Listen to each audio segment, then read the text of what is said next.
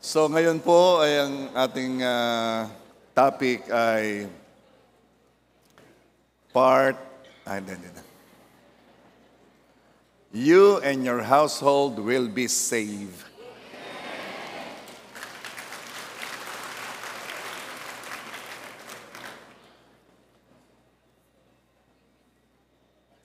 Acts 16 verse 30. Mga Ginoo, ano ang kailangan kong gawin upang maligtas? And Acts 16:31.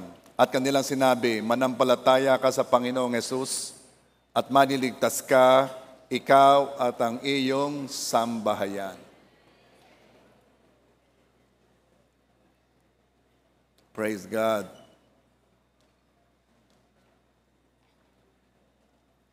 Tayo ng palataya ng ating mga mahal sa buhay ay maliligtas kasi may pangako. Dahil may pangako, mahirap namang ikaw ay nag-faith, wala namang ikaw pinangahawakang promise. Ano? At ang sabi dito, manampalataya ka sa Panginoong Hesus at maliligtas ka, ikaw at ang iyong sambahayan. Pero, automatic po ba yun? Automatic po ba yun? Anong ibig sabihin? Basta po ba ako'y naging Christian, magiging Christian din ang family ko? Automatic? No. Isahan ang pagtanggap kay Jesus. Hindi mo pwedeng itanggap kay Jesus ang anak mo, ang asawa mo, ang kapatid mo, ang kamag-anak mo. No. Isahan ito. Hindi pwedeng may bit-bit. Pag ikaw ang nagpasya, ay di ikaw ang ligtas. Bakit po ang sabi dito ay maliligtas ang iyong sambahayan? Kasi makikita nila ang transformation mo. At nakakaakit ang patotoo ng mga tao na tunay na naligtas.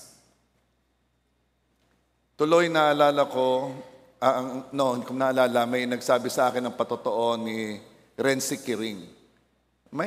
Meron ba tayong picture dyan ni Renzi? Yan. Ayun after Sana meron before. Okay. Si Renzi Kiring po, noon ay broken ang kanilang family. Si Renzi, pulos barkada, walang direksyon ng buhay. Siya'y mabisyo, at ang bisyo niya ay sugal, alak, yosi, marijuana. Sabi niya, kung hindi daw siya naligtas, ay papunta na daw siya doon sa iba pang bisyo. Si Renzi ay broken-hearted. Iniwan ng kanyang girlfriend. Suicidal na. Pero praise God, siya po ay nakakilala sa Panginoong Hesus. At sunod-sunod na nangyari sa kanyang buhay. Nabuo ang kanilang family, naiwan na niya lahat ng kanyang mga bisyo. Nakakilala siya ng bagong makakasama sa buhay at naging asawa niya. At ang maganda nito, pareho pang kanilang faith. Ngayon, silang dalawa ay part ng leadership ng JA1 Sydney.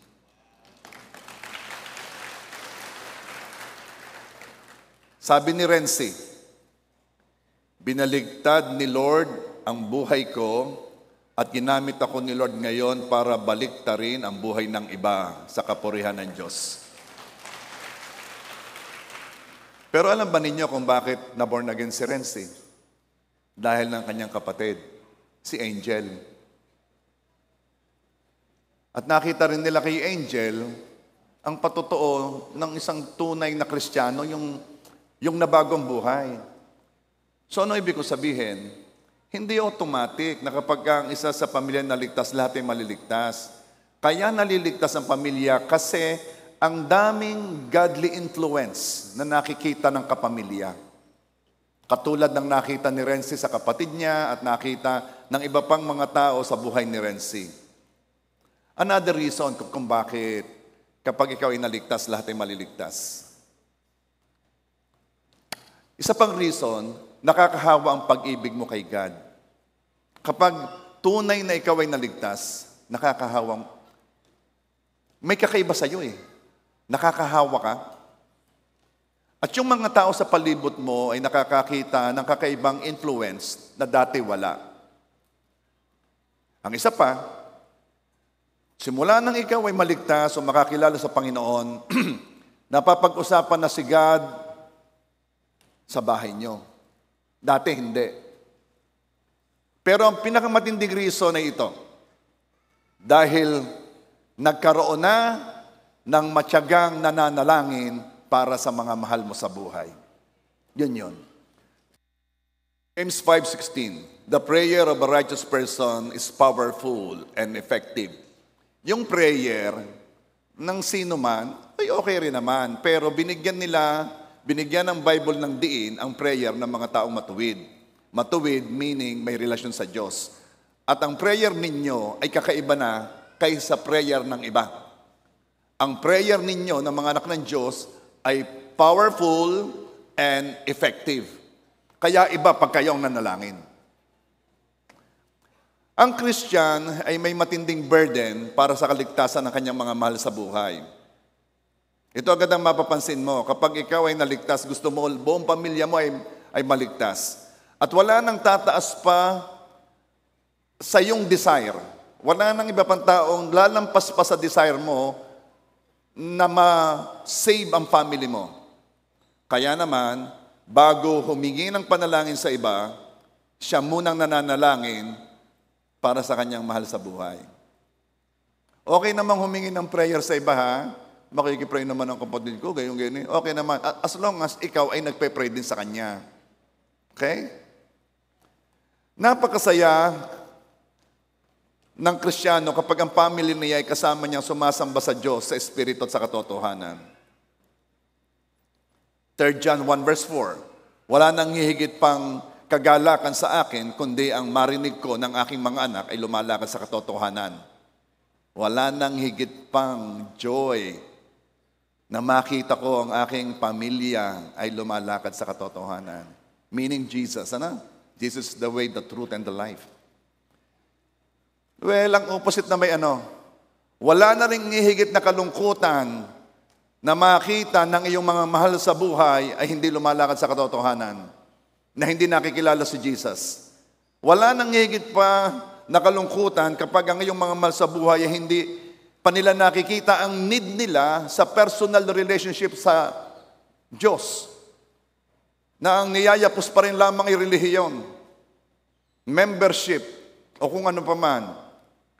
At ang napakasakit ay makita pa na sa halip na makinig, ay misayhayagan pa ang pang-mock sa salita ng Diyos. Bakit ganun ang nararamdaman ng mga Christian? Kasi alam niya ang kahihinatnan ng mga taong hindi tumanggap kay Jesus bilang kanilang Lord God and Savior. Ito ang kahihinatnan ng mga taong iyon. 2 Thessalonians 1 verse 8 and 9. Sa pamamagitan ng naglalagablab na apoy, ay maghihiganti siya sa kanila na hindi nakakakilala sa Diyos at sila na hindi sumunod sa ebanghelyo ng ating Panginoong Hesukristo. Verse 9, daranasin nila ang kaparusahang walang hanggang kapahamakan. Ito ay ang pagkahiwalay mula sa harapan ng Panginoon at mula sa kaluwalhatian ng kanyang kalakasan. Alam ng Kristiyano ang naghihintay sa sino man na hindi tatanggap sa Panginoong Yesus at hindi magkakaroon ng relasyon sa Diyos. At dahil alam niya, matindi ang desire niya na ang kanyang mga mahal sa buhay ay makasama niya. Kaya siya mananalangin. This is the reason kaya kapag merong isang naligtas sa pamilya, lahat ay maliligtas. I want to tell you the story of the rich man and Lazarus. Etong istorya, Lucas 16 verse 22. At nangyari na matay ang pulubi, siya si Lazarus. At siya'y dinala ng mga anghel sa kandungan ni Abraham. Namatay din naman ang mayaman at inilibing. Verse 23. At mula sa Hades na kanyang pinagdurusahan, Tumingala siya at nakita sa malayo si Abraham at si Lazaro sa kanyang kandungan. Verse 24. Siya'y sumigaw at sinabi, Amang Abraham, maawa ka sa akin. Suguin mo si Lazaro upang itubog niya sa tubig ang dulo ng kanyang daliri at palamigin ang aking dila sapagkat naghihirap ako sa apoy na ito.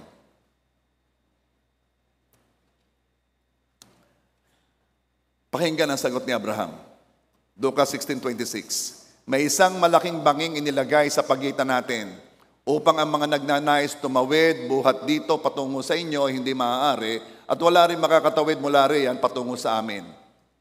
Hindi sila pwede maglipatan.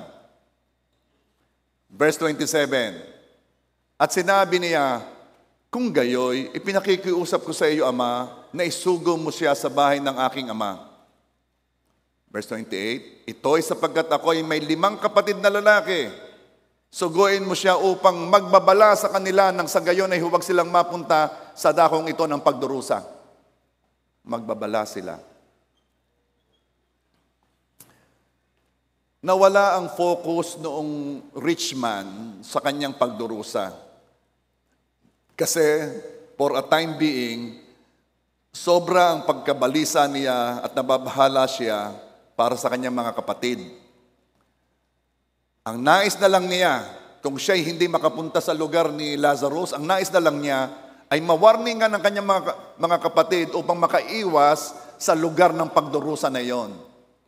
This is the burden of every man in the place of torment. Ito ang dalahin ng lahat ng mga tao na nasa lugar ng pagdurusa. Verse 29. Subalit sinabi ni Abraham, nasa kanila si Moises at ang mga propeta, hayaan mo silang makinig sa kanila. Okay, ang ibig sabihin ito, the Moses and the prophets, ito yung Old Testament, ito ang salita ng Diyos, ito ang kasulatan. At ang sinabi ni Abraham, nasa kanila ng salita, nasa kanila na. Hayaan mo silang makinig sa salita. Pero may alam yung rich man Meron siyang alam. Alam niya ang mindset niya. Alam ng mga taong hindi tumanggap sa Panginoong Jesus kung ano ang mindset ng mga taong katulad nila. Alam niya na katulad din niya nung siya'y nasa lupa, ang kanyang mga kapatid ay walang interes makinig sa salita. Iwas na iwas sa gospel. Imbitahin mo sa church upang makinig ng salita, ay gagamitin lahat ng excuses hanggang sa maubusan. At ang pinakamatindi nilang pangharap, basta walang ginagawang masama. And they will continue on the lifestyle of the rich man.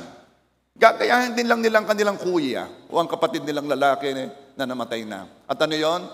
They will pursue and enjoy what riches can give. Yan naman ang nagpapakibo sa mundong ito Pursuing wealth, fame, power. At ngayon, noong sinabi ni Abraham, hindi, nandoon na mga naghahayag na salita.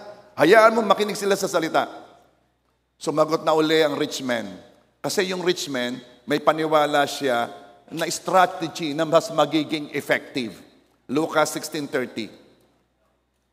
Sinabi niya, hindi. Ang mga Abraham, hindi. Subalit kung ang isang mula sa mga patay ay pumunta sa kanila, sila ay magsisisi. Kung si Lazarong namatay, pupunta doon, ay mabubulaga yung mga yaw, matatakot yung mga yaw, magsisisi yung mga yaw. Alam na alam ng rich man ang need ng mga kapatid niya na magsisi. Bagay na hindi niya nagawa nung siya'y nabubuhay. At ang alam ng rich man ay mangyayari lang yon kapag merong isang patay na bumalik galing sa kamatayan at bumalik at mawarningan ng kanyang mga kapatid. Anong ibig sabihin nito? Ang alam ng rich man, kailangan ng signs and wonders. Anong problema sa ganitong way of thinking? Ito'y pananaw ng taong hindi naranasang maligtas. At walang tunay na Christian ang magsasuggest noon. Bakit? Dahil lahat ng Kristiyano ay naligtas sa pakikinig ng mabuting balita. Kasabay ng pagkilos ng banal na Espiritu. Ang signs and wonders, healing, deliverance, miracle, yung patay, mabubuhay, ay tiyak kukuha ng atensyon ng mga tao. Tiyak, pag-uusapan yan. Mga ilang linggo, maya may diretsyo na uli sa buhay. Diretsyo na uli sa kanilang routine. Ang signs and wonders ay kukuha ng atensyon, makikita ng mga tao ang kapangyarihan ng Diyos. At ito naman ay hindi ko minamaliit. Kasi ang signs and wonders ay naghahanda rin ng puso ng mga tao. Lalo na yung mga taong pilosopo, mga taong pag nakakita ng Himalayan, ay napapatingin. Mga taong dati hindi nagbibigay ng atensyon at hindi nakikinig, yan ay makikinig. So ano ang pwedeng gawin ng signs and wonders? Ihanda ang puso ng mga tao upang pakinggan ang gospel. Ang gospel na siyang tanging mensahe na may kapangyarihang magligtas. Sabi ng Romans 1:16, "For I am not ashamed of the gospel, because it is the power of God that brings salvation to everyone who believes." First to the Jew, then to the Gentile. Hindi tayo nahihiyang mag-share ng gospel kahit paulit-ulit na. Bakit? Kasi ito lang ang kapangyarihan, the only power of God that can only bring salvation to everyone who believes. Yun lang. Kaya hindi ako nangihinawa o hindi ako nagsasawa na i-share ang gospel. Kasi pwede ako mag-share sa inyo ng Christian living. Yung papaano mabuhay bilang Kristiyano, kailangan be gentle, kailangan be loving, kailangan forgive. Maganda yan. Maganda yan. Pero wala dyan ang kapangyarihan para dalhin ang tao sa langit. Ang kapangyarihan na magdadala sa atin sa langit ay ang gospel. At ito ang gospel para alam din ninyo kung paano i-share sa iba. Ang gospel ay ito, na ikaw, ako, tayong lahat ay makasalanan. Hindi tayo nagkasala, tayo makasalanan. Ano ibig sabihin? Pagkapanganak pa lang natin, meron agad tayong nature na gusto nating magkasala.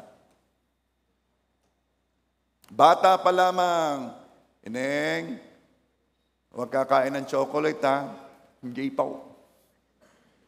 Bata pa lamang, gusto nang sumuway. Tayo'y may nature na makasalanan. Ano ngayon? Romans 6:23, ang resulta ng kasalanan ay pagkahiwalay sa Diyos. Lahat tayo hiwalay sa Diyos. I don't care kung anong narinig mo. Narinig mo lang yon. I don't care kung anong nakagisnan mo lang yon. Kung ikaw ay sa Saudi pinanganak, Muslim ka. Kung sa Malaysia, kung sa Thailand, baka kay Buddhist. What is my point here? Salamat at binigyan ka ng privilege na makarinig ng salita ng Diyos. At ito yon. Lahat tayo ay tinimbang, ngunit kulang. Hindi natin pwedeng ipagmalaki ang anumang membership natin sa anumang organisasyon o relihiyon. Hindi natin pwedeng ipagmalaki ang ating mabubuting gawa. Sapagkat sabi ng Ephesians chapter 2, verse 8 and 9, sa biyaya, ikaw ay naligtas. Sa pamamagitan ng pananampalataya, ito'y regalo sa Diyos. Ito'y regalo ng Diyos sa iyo. Ito hindi dahil sa iyo. Ito hindi dahil sa mabubuting gawa upang walang makapagmalaki. Napakaliwanag. Ngayon kung alam kong ako ay may kasalanan at alam kong ako ay hiwalay sa Diyos, anong sunod? May nagbayad ng kasalanan mo. This is the good news. May nagbayad ng kasalanan mo. Ang pangalan niya ay si Jesus. Yapusin mo ang mensaheng ito. Yapusin mo ang mensaheng ito kasi itong mensaheng magliligtas sa maraming tao. At ang sabi ng Diyos, lahat ng mananampalataya kay Jesus ay bibigyan niya ng karapatang maging anak ng Diyos. Panampalatayanan mo na si Jesus ang nagbayad ng kasalanan mo, kinuha ang kasalanan mo, ibinigay ni Jesus ang katuwiran niya sa iyo. Panampalatayanan mo nang tumulo ang dugo ng Panginoong Jesus, yon ang naglinis ng lahat ng kasalanan mo. Walang pwedeng mag-alis ng kasalanan mo, hindi ko yan kayang alsin, walang taong pwedeng mag-alis niyan. Si Jesus lang ang pwede. At dahil sa ginawa ni Jesus sa krus ng Kalbaryo, at dahil nanampalataya ka sa Kanya, ikaw ay tumanggap ng katuwiran, ng righteousness. Hindi mo yan in-earn. Hindi mo nakuha yan dahil sa pagiging mabait mo o sa pagiging member mo ng kung ano. Nakuha mo ang katuwiran dahil nanampalataya ka kay Jesus. Si Jesus na nag-iisang anak ng Diyos, nagkatawang tao, namatay, inilibing, pagkatatlong araw, nabuhay na mag-uli. Iyan ang mabuting balita. Iyan ang gospel. Iyan ang pundasyon ng ating pananampalataya. Yan ang magdadala sa langit. At hindi tayo nahihiya na sabihin ang gospel. Kahit pa sabihin nila, yun lang, wala nang gagawin. Kadali naman. Napakahirap. Imposible nga. Kaya Diyos na ang gumawa para sa iyo. Hindi mo nga kayang gawin. Wala na akong gagawin, hindi na ako gagawa ng mabuti. Ibig mo sabihin, pagkatanggap ko sa Panginoong Jesus, pwede na ako gumawa ng masama at ako'y pupunta sa langit. Ang tunay na tumanggap sa Panginoong Jesus, nababago ang kanyang espiritu. Nababago ang kanyang buhay. Kung dati, gusto niyang gumawa ng kasalanan, ngayon, kapag siya'y nagkasala, diring-diri siya sa kanyang sarili, gusto niyang lumapit sa Panginoon at humingi ng tawad. Yun ang pagkakaiba. Hindi ko sinasabi ikay magiging perfect. You will never be perfect. Just like me, I will never be perfect. Dahil ang perfection natin ay si Jesus. Now, let me continue. Iba ang perspective ng hindi nakaranas maligtas. Marami niyang sasabihin. Katulad ng rich man na ito. Kapag si Lazaro ay bumalik galing sa patay, yung aking mga kapatid ay nawarningan, ay siya, yung mga yun ay mag-aayos. Sino may sabi sa iyo? Kahit pa dumating yung patay diyan, ang kataas ang mangyari, tumakbo ka. Kaya ka pa makinig. Marami nang nagpatotoo yung mga near-death experiences, NDE. Naging interesado ako doon. Ang dami nilang mga karanasan ng marami pare-pareho. Na there was a time na sila ay naging clinically dead, pero na-resuscitate, nabuhay uli, at sila ay nagkukwento ng kanilang karanasan, na may nakarating sa langit, nakita ang ganito. Nagkwento sila. May nagsisi ba? Meron bang nabago ang buhay sa pakikinig ng kanilang kwento?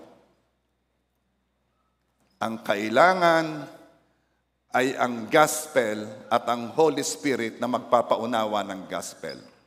So, pakinggan natin ang sagot ni Abraham. Lucas 16:31. At sinabi niya sa kanya, papupuntahin si Lazaro sa iyong mga kapatid. Kung hindi nila pinapakinggan si Moises at ang mga propeta, kung hindi nila pinapakinggan ang naghahayag na salita ng Diyos, hindi rin sila mahihikayat kahit pa may isang bumangon mula sa mga patay.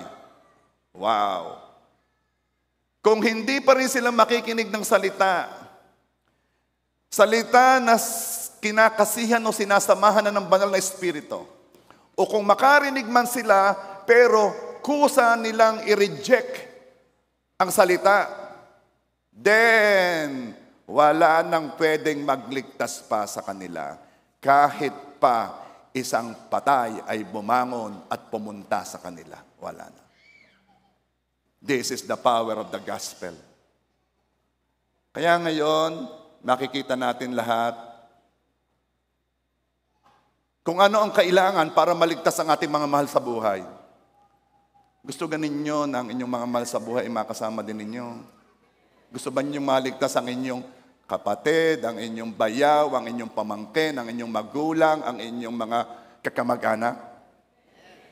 Okay. Nakita natin kung ano ang kailangan para maligtas sila. Kailangan makarinig sila ng gospel. Kaya walang humpay na pag-iimbita. Walang humpay na pagbuo ng relasyon para makarinig sila ng mabuting balita. Kailangang maunawaan nila ang gospel. Kaya dapat tayong nagsasanay ng paghahayag nito. At maihayag ito sa tulong ng banal na Espiritu. Upang ang pusong matigas, talaga naman, sa titigas naman, magsasalita ka pa lamang, ikaw ibabarahin na Huwag mo na kaming pakalman, din na sa titigas, ni hindi makinig Alam mo bago ka umayaw sa anumang prutas, tikman mo muna. Huwag ka nga ayaw nang hindi mo natitikman. Ako nga sa totoo ako inggit na inggit sa mga sarap na sarap sa pagkain ng durian. Inggit na inggit ako. 3 beses ko nang sinubukan, hindi talaga Pero at least sinubukan ko. Kaya ako'y nakakaayaw. Hindi, 3 beses ko nang nakakain, talagang hindi. Hindi Bigyan mo na lang ako ng papaya. Bago ka umayaw, tikman mo muna, pakinggan mo muna. Nagsisimula pa lamang, magbibiroan na na hallelujah. Magsasalita ka pa lamang, sisigaw na agad ng praise the Lord. Nakakita na kayo ng gayon? Well, experience that. Yung mga nang mamak. Pero mahal natin sila Alam natin kung ano nakasalalay dito. Hindi naman ang nakasalalay dito Fortuner na pagka naalis ang kamay mo'y talo ka Hindi Fortuner lang ang nakasalalay dito. Yung po hindi alam sa online, meron po yung game na may nagbigay ng Fortuner, hawakan mo lamang ng 48 hours. Pag hindi ka bumitaw, yun na. Sa dami namang nag-comment, ganyan talaga, huwag kang bibitaw. Ginamit na kung saan-saan. Anyway, hindi Fortuner ang nakasalalay dito. Ang nakasalalay dito ay buhay na walang hanggan kung saan ito gugugulin. Kaya kung ikaw ay nagse-share na, reject ka, hayaan mo na. Kung ikaw ay nagse-share at meron din yung pangisi-ngisi, at kung meron din yung nag-aakusa sa iyo, pirahan lang yan. Hayaan mo na. Tanggapin mo. Tanggapin mo yung kanilang mockery, yung kanilang accusation. Bakit? Ang mahalaga ay sila'y makarinig ng gospel at kilusan ng banal na Espiritu.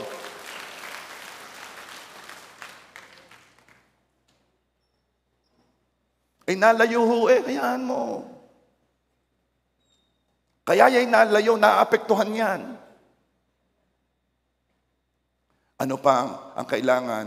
At makonvict sa katatayo ang makasalanan. Mahalaga yun Kasi marami, kaya ayaw lumapit sa Panginoon, akala sila'y okay na. Okay na ako. Ako'y mabait. Ang pupunta sa langit ay hindi mababait. Ang pupunta sa langit ay ang mga taong pinatawad ang kasalanan. Walang mabait dito. Walang mabuti dito. Ang Diyos lang. Kaya kung susukatin mo sarili mo, siyempre sasabihin mo kayo mabuti. Sabi mo, o sabi ng nanay mo. Pero sabi ng Diyos, lahat tayo ay nagkasala. Walang nakaabot sa kabanalang hinahanap ng Diyos. Wala. Kaya iisa na lamang talaga ang choice natin. Tanggapin ang libreng regalo ng Diyos. Ang kaligtasang ibinibigay ng Diyos ng walang bayad. Tanggapin sa pananampalataya.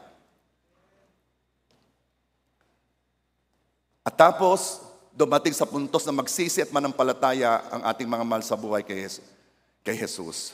Now, nakikita na natin na hindi basta-basta lang nagaganap ang kaligtasan. Nakita natin dito basta-basta lang. Hindi ito isang maraming ginawa ang Diyos para dumating ka doon. Well, maliban kay Eric, Hindi ko malimutan yan Yan high school nagpunta sa amin. Tito, gusto ko pong ma-born again. Utoy, alam mo, Gare? Ay, alam ko yan. Gusto ko, sabi ko, sana lahat gayong. Pero ang majority, hindi Pero I do believe, bago siya dumating doon, pinadaan na siya ni Lord sa proseso para siya magpasya. Maaring siya na lang ang may alam noon. Pero nakikita natin, hindi basta lang nagaganap ang kaligtasan. At mas makikita na natin ang kahalagahan na maipag-pray natin ang ating mahal sa buhay. Paano ipanalangin ang kaligtasan ng mahal sa buhay? Una, palayasin ang kaaway sa buhay nila. Marami diya sa mga yan may karga. Baka may karga naman pala. Sorry ha. Pero itong akin nasisiguro, lahat na wala sa Panginoon ay nasa kaaway. Hindi ako misabi niya, ang Bible misabi niya. 2 Corinthians 4 verse 4. Sa kanilang kalagayan, binulag ng Diyos ng sanlibutan ito ang pag-iisip ng mga hindi mananampalataya. Upang huwag nilang makita ang liwanag ng Ebanghelyo ng kaluwalhatian ni Kristo na siyang larawan ng Diyos. Lahat ng hindi nananampalataya, binulag ng Diyos ng sanlibutan ito. Sino ang Diyos ng sanlibutan ito? Si Satanas. Anong purpose ni Satanas? Upang huwag nilang makita ang liwanag ng message ng gospel. Para hindi nila maunawaan. Di kayo aking inulit sa inyo, di kayo naunawaan ninyo, ano? Ay dahil kayo hindi nabulag. Pero yung iba bulag, yan ang sabi ng 2 Corinthians 4 verse 4. May bumubulag sa pag-iisip ng mga hindi nananampalataya. Kaya naman, kahit pa ipaliwanag mo, I really don't want to say this. Pero sabi ko, there should be a time na dapat sabihin eh. Kahit pa ipaliwanag mo na hindi dapat pagdasalan ang mga bagay na nakikita, ang mga nililok ng kamay, hindi nila maunawaan yun. Nagagalit nga. Sabihin mo na ang kaligtasan ay biyaya lang, hindi nila matanggap yun. Gusto nilang gumawa ng gumawa. Hindi, kailangan gawin na rin, kailangan gawin yun. Mas gusto nilang paghirapan. Gusto nilang magparami ng mabubuting gawa. Sabihin mo na si Jesus ang daan patungo sa Ama. Sabihin mo si Jesus ang namatay para bayadan ang kasalanan nila at dapat siyang tanggaping tagapagligtas. Pero ang security nila ay nasa nakagisnan pa rin. Anong ibig sabihin? May bumubulag sa isip ng mga hindi nananampalataya. At ano ang inyong gagawin na pinagpe-pray ang inyong mga kamag-anak? Alam nyo, pag kami nagpe-pray ni Melody, medyo marami kasing kaming mga kamag-anak, ano? Ay, misa hindi na namin, nung una na isa-isa namin ang pangalan. Pero ngayon, lahat na eh. At Lord, ang mga Agoncillo, ang mga Inandan, ang mga Belina, mga Briones, ang mga Corchea, ang mga Dawis. At yung mga alala ko, sasabihin namin yan. Iniisa-isa namin.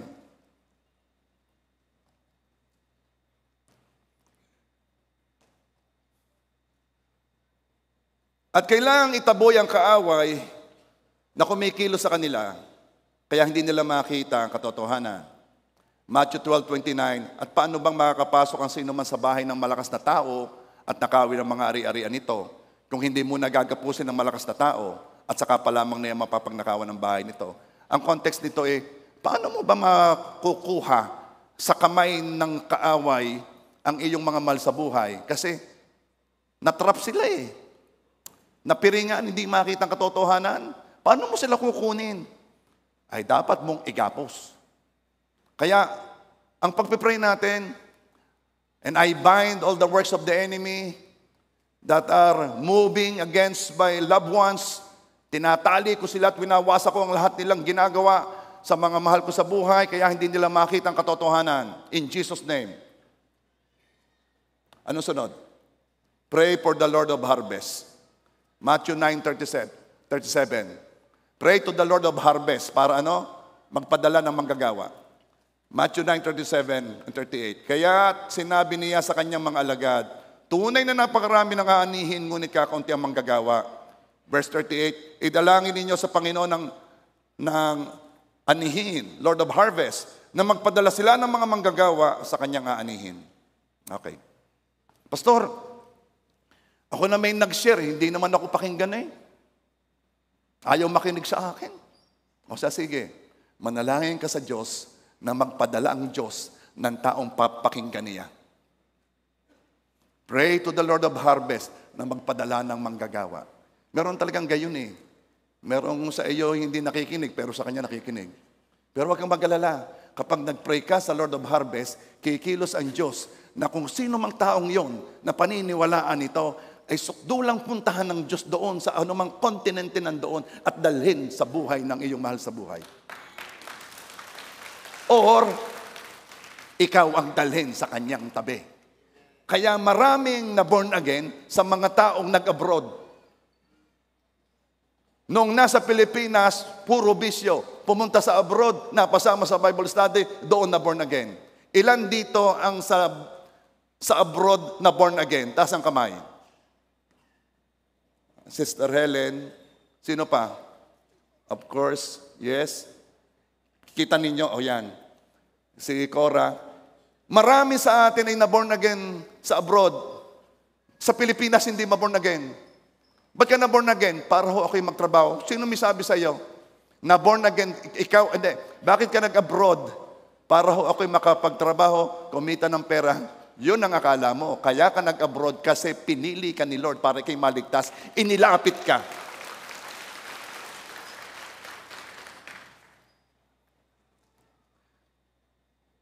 Number 3, hingin sa Holy Spirit na ipaunawa ang salita.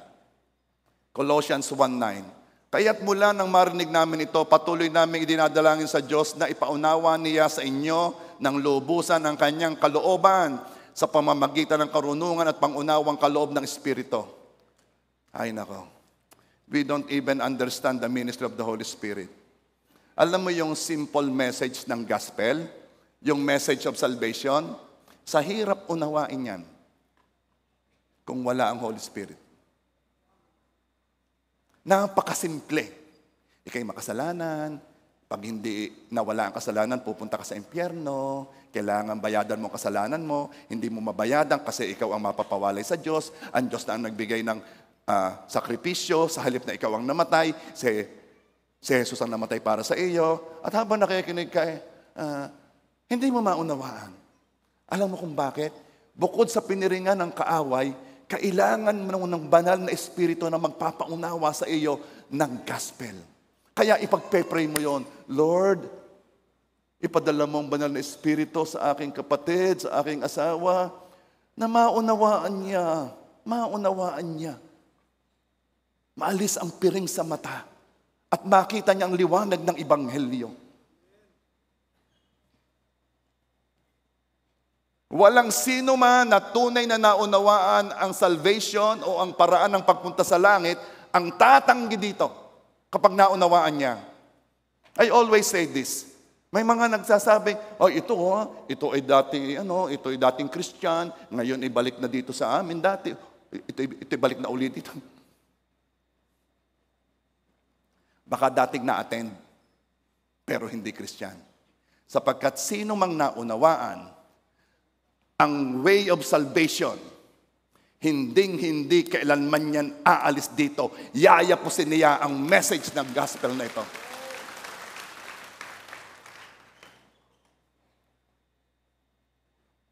At napakahalaga na may maghayag ng salita ng paulit-ulit-ulit. Bakit? Romans 10:17, faith cometh by hearing and hearing by the word of God. Alam niyo kung ba't ko ito sinasabi? Kasi hindi ko ito naunawaan sa una kong pakikinig. Ilang attend ko, hindi ko pa naunawaan. Pag tinanong mo ako kung ba't ako ligtas, ang sasabihin ko ay dahil ako ay nagpupuri sa Panginoon. Manginoon, hindi ko alam eh.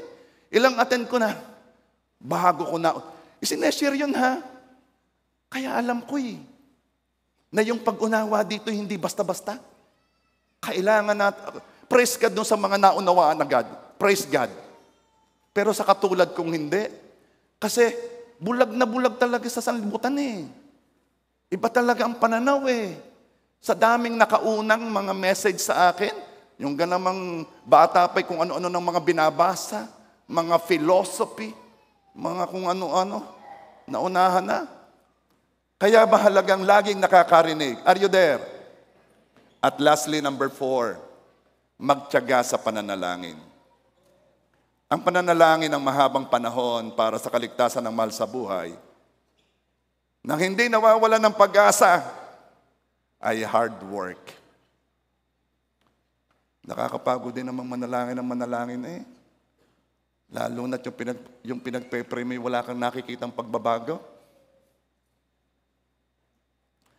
Pero nakakapagtiyaga tayo sa pananalangin para sa ating mga mahal sa buhay dahil sa 3 reasons na to.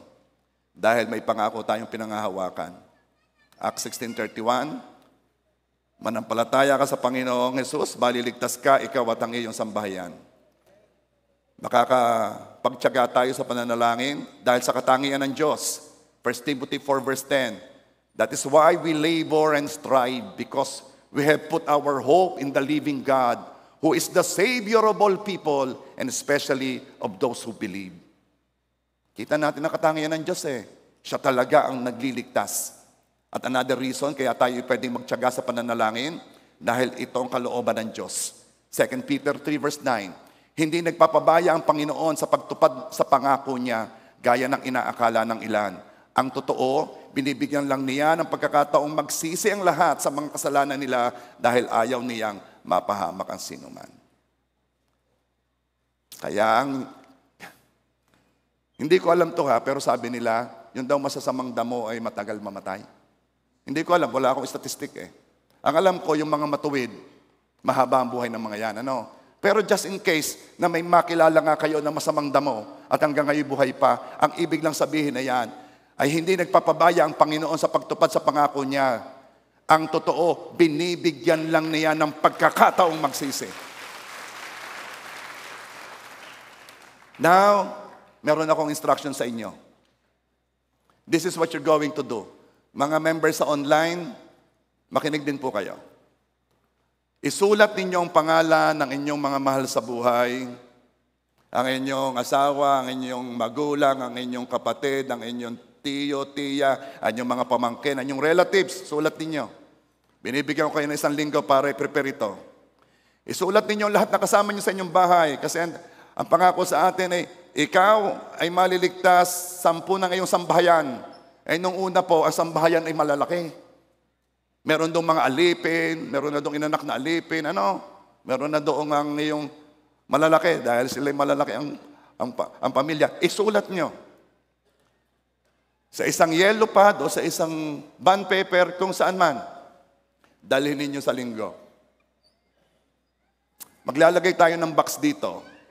Ilalagay natin doon. Ipagpe-pray natin iyon linggo-linggo as a congregation. Ipagpe-pray iyon sa prayer works ng mga nananalangin tuwing Wednesday. Ipagpe-pray iyon ng mga intercessor na nanalangin araw-araw. Ipagpe-pray iyon. Ilelay hands iyon. At there will be a time na yon ay ating bubuksan isa-isa at ipagpe-pray. Hindi ko alam kung kailan, pero sabay-sabay na yan. Next.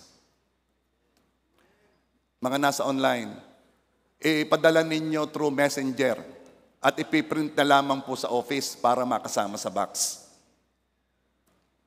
Nasaan si Rodel? Kapatid ni Susan. Nasaan ka? Makikitayo, Brother Rodel. Makikitayo. Yan. Si Brother Rodel ay kapatid ni Susan, yung nasa dulo. Susan, makikitayo. Ito kasi nagawa na namin nung una, nasa maliit pang church. Nagsulat kami sa papel, sinulat ni Susan ang pangalan ng kanyang mga kapatid. And after a while, pinagpe-pray lagi, lumapit na si Susan, Pastor, yung kapatid ko po, na born again na. Marami na po sa listahan ng na born again na. May nagaganap kapag pinagpe-pray ang mga mahal sa buhay. At ngayon, tulong-tulong tayo. As a congregation, we will pray for our loved ones because we act as one. Kumikilos tayo na iisa ang ating gusto mangyari. Kayo na nandito ngayon, nasaan si Pastora Alona? Yan. Kasama mo ang iyong family, makikita yung buong family ni Pastora Alona. Makikita yun. Yung buong family. Sige po, sige po. Bibigyan kayo mamaya ng baso na mayroong pangalan na yan. Okay, makikipo po naman. Hindi bang magandang tingnan ng buong pamilya na sumasamba sa Panginoon? Pero gusto pa rin natin makasama ang ating mga pamangkin, ang ating mga relatives. Gusto natin makasama. Kasi matindi ang nakasalalay dito. Isa pa. We will pray and we will bind the enemy working against them. We will ask God na magpadala ng mga tao maghahayag ng salita sa kanila. Ipagpe-pray natin sila ay makarinig ng gospel at maunawa ng gospel at kilusan ng Holy Spirit, i-convict sila, lumambot ang puso at tanggapin ng Panginoong Yesus. Now, that you will do and bring the paper sa Sunday. Amen ba? The week going to Resurrection Sunday or Easter Sunday, the week before that, March 25, starting March 25, magpa-fasting tayo. Okay? This is a call for fasting. Pero ganito ha, kung gusto lang nyo. Ayaw ko kasi ng masyadong pinopersen. Kung gusto lang nyo. Pero magpa-fasting po kami. Ipagpa-fasting yang mga mahal natin sa buhay. Simula Lunes hanggang Sunday. Easter Sunday. Sabi ng asawa ko, Papa naman, yung Easter Sunday kainan na yun Ay di, simulan mo ang iyon ng Sunday hanggang Sabado. Basta 7 days. Bahala ka na. Fasting. Ang fasting natin ay meron ka doong time na hindi ka kakain at mananalangin ka ng at least 1 hour. Ipag-pray mo yung mga mahal mo sa buhay. Amen ba? Di ba kayo na-excite?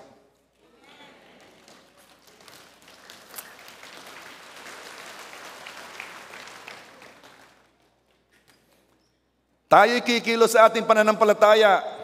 Mananalangin tayo, magpapasting tayo para sa kaligtasan ng ating mga mahal sa buhay. Dahil may pangako ang Diyos. Pero ito mapapansin mo may mga kapamilya ka na kung titingnan mo sa natural, ay parang imposibleng maligtas. Tama ka. Yung kapag nakikita mo, tunay naman. Kahit siguro Legion of Angels ang din Yung parang sobrang layo nila sa Diyos, busy sa mundo, kaya kikilos tayo na nananampalataya na kapag ang isa sa pamilya ay naligtas, ang buong sambahayan ay maliligtas kahit paanong imposibleng tingnan. Sabi ni Charles Spurgeon, we must never cease to pray for our children until they cease to breathe. No case is hopeless while Jesus lives. Walang kaso ang hopeless basta nabubuhay si Jesus. Yang akala mong yang iyong mga kamag-anak, kapatid, asawa, anak, ang iyong bayaw, ang nakakala mo imposible, hanggat buhay si Jesus, may pag-asa yan. Habang pinagpe-pray natin sila, patuloy mo silang papakitaan ng pag-ibig. Mahalaga to Habang pinagpe-pray natin sila, pakikitaan mo sila ng pag-ibig. Kahit wala kang nakikitang pagbabago, huwag mo silang husgahan. Huwag mong ituturing na hopeless case. Sa halip, ituring mo sila na ligtas na. Makipag-usap ka sa kanila na paragang sila ay Christian na. Why? Because we live by faith, not by sight. Paano sasabihin mo, alam mo, bayaw, ay kabuti talaga ng Diyos. Alam mo, hipag, ay talagang napakapagbiyaya ng Panginoon. Hindi malaman na may naisasagot, hindi sanay sa gayong usapan Pero tinuturing mo sila na Christian na. Kaya gayong ka magsalita. At magugulat ka. You will be amazed. How they will talk back to you. Why?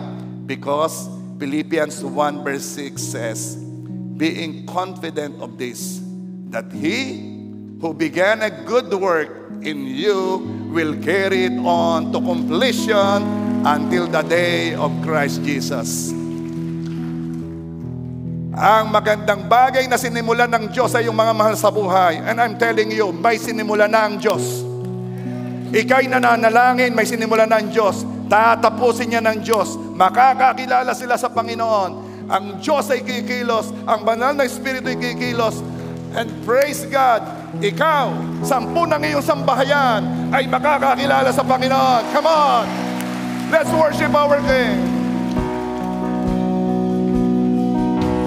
I just want to speak the name of Jesus over every heart and every mind. 'Cause I know there is peace within your presence.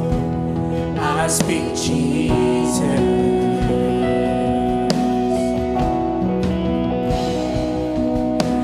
I just want to speak the name of Jesus till every dark addiction starts to break, declaring there is hope and there is freedom. I speak Jesus.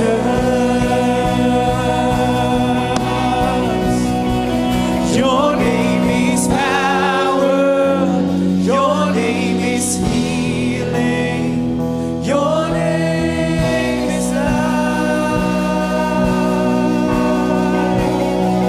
Break every stronghold. Shine through the shadows. Burn like a fire.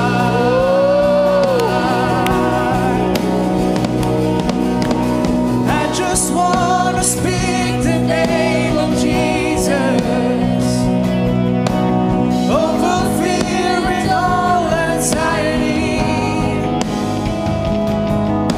to every soul held captive by depression. I speak Jesus. Your name is power. Your name is healing. Your name is life. Break every stronghold. Shine through the shadows. Burn like a fire. Your name is power. Your name is healing.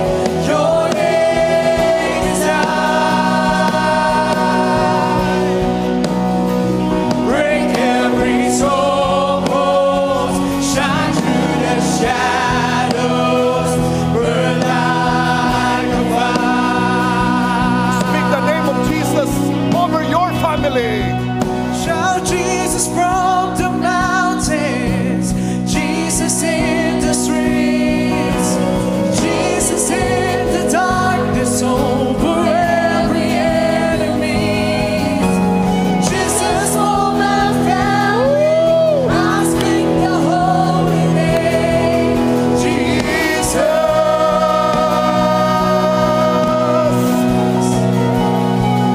Shout Jesus from the mountains, Jesus in the streets, Jesus in the darkness over every enemy. Jesus for my family, I speak the holy name, Jesus.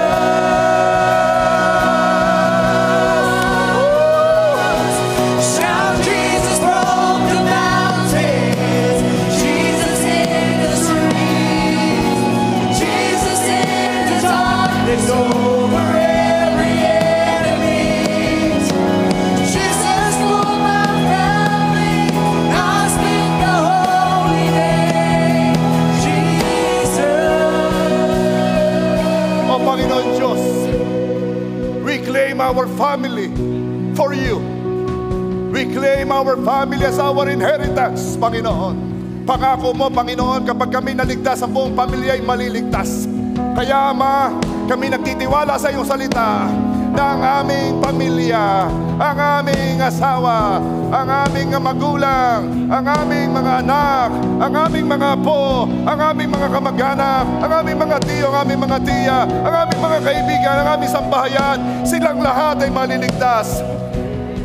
Satanas, demonyo, inuutusan kita, alsin mo ang iyong mga maruruming kamay na pumipigil sa aming mga mahal sa buhay upang hindi nila makita ang Ebanghelyo. I rebuke you in Jesus' name. Banal na Espiritu, hinihiling ko po, kilusan ninyo ang aming mga mahal sa buhay. Ihanda ang kanilang puso, palambutin ang kanilang puso upang ito ay maging handa sa pagtanggap ng mabuting balita.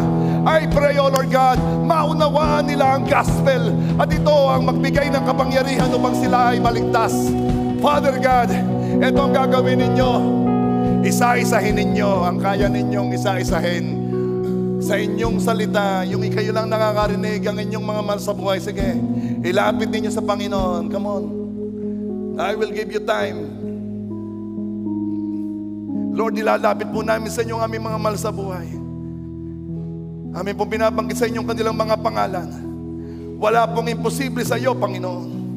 Walang imposible. Hanggat ikaw ay nabubuhay, Panginoong Jesus, ang iyong pangako ay magaganap.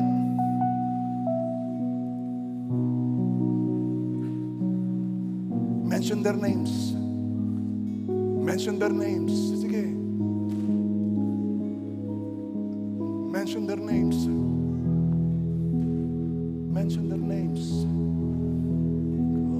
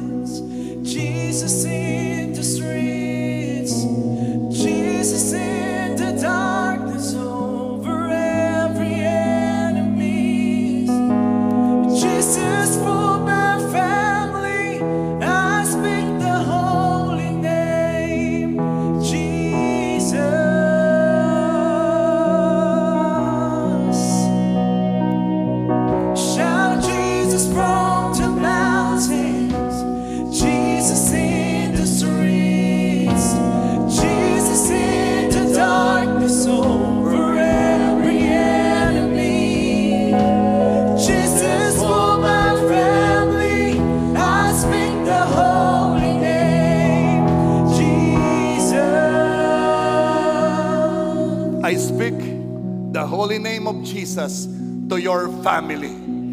I speak the holy name of Jesus to your family, to your spouses, to your children, to your grandchildren, to your relatives, to your uncle, to your aunts. I speak the most powerful name of Jesus. Shout Jesus from the mountains, Jesus in the streets, Jesus in the darkness over every enemy. Jesus for my family, I speak the holy name, Jesus.